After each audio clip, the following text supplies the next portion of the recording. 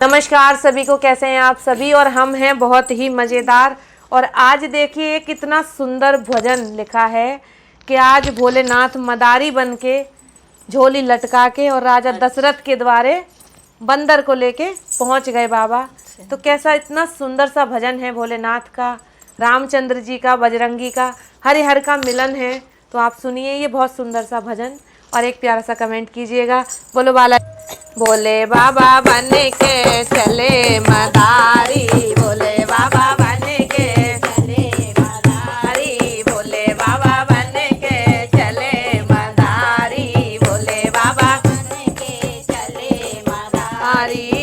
कांधे पे लटकी एक झोली, लटकी झोली, कांधे पे लटकी एक झोली, लटकी झोली, भोले बाबा चाल चले मतवारी, भोले बाबा